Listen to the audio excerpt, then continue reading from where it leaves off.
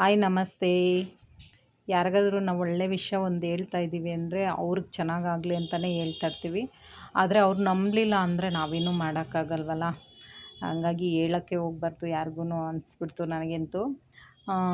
ಮತ್ತು ನನಗಿಲ್ಲಿ ಮಿಲೆಟ್ಸು ಮತ್ತು ಹುರಿತಾ ಇದ್ದೀನಿ.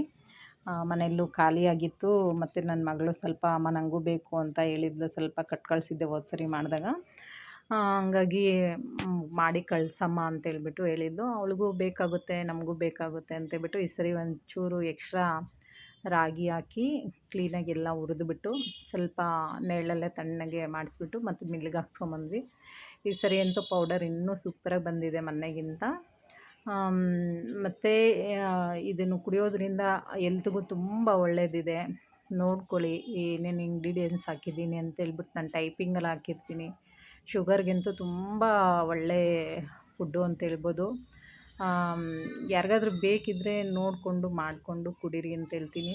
ಇದಾಗಿತ್ತು ಇವತ್ತಿನ ವಿಡಿಯೋ. Thank you.